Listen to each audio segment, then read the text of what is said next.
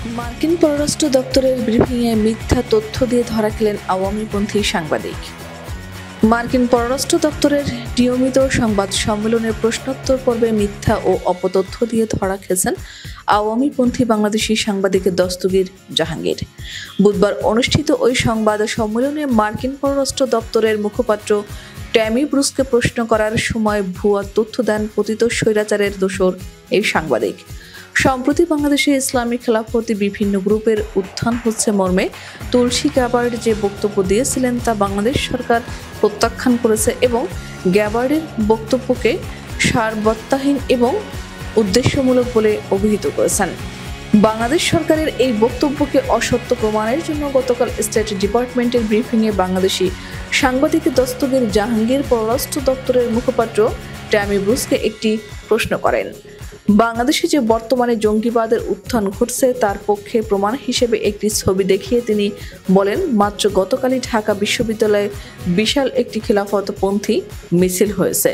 কিন্তু দস্তগীরের দেখানো ছবিটি গতকালের বা তার প্রশ্ন করার আগের দিন 18 মার্চের নয়।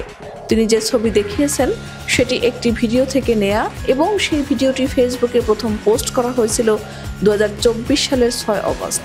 ওই দিন ঢাকা বিশ্ববিদ্যালয় কেন্দ্রিক বিভিন্ন ফেসবুক পেজ ও অ্যাকাউন্ট থেকে ভিডিওটি পোস্ট করে নিষিদ্ধ সংগঠন হিজবুত তাহরীরের এমন প্রকাশ্য মিছিল করা নিয়ে উদ্বেগ জানানো হয়। ওই ভিডিওতে দেখা যাচ্ছে হিজবুত তাহরীরের ব্যানার সহ একটি মিছিল ঢাবির কার্জন হল এলাকা থেকে বের হচ্ছে এবং বিভিন্ন স্লোগান দেয়া হচ্ছে।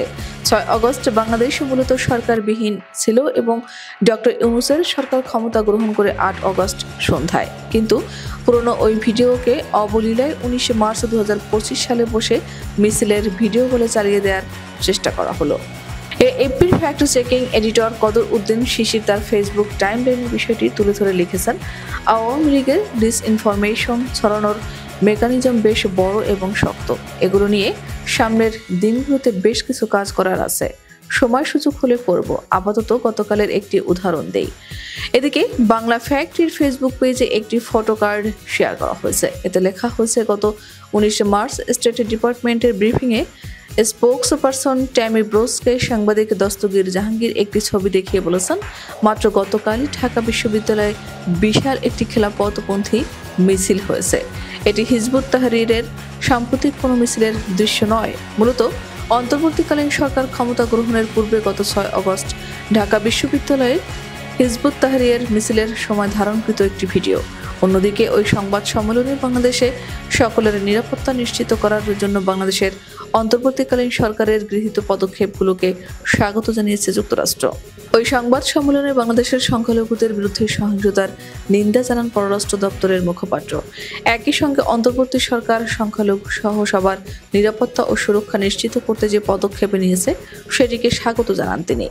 বাংলাদেশ সম্পর্কে যুক্তরাষ্ট্রের জাতীয় গোয়েন্দা পরিচালক তুলসী গ্যাবার্ডের মন্তব্য সম্পর্কে জানতে চাওয়া হলে ব্রুস বলেন, এ ধরনের সহিংসতার ঘটনা কমাতে অন্তর্বর্তী সরকারের প্রচেষ্টাকে যুক্তরাষ্ট্র স্বাগত জানায়। তিনি বলেন, আমরা যে কোনো দেশের সংখ্যালঘু সম্প্রদায়ের প্রতি সহিংসতা বা অসহিষ্ণুতার ঘটনায় নিন্দা জানাই।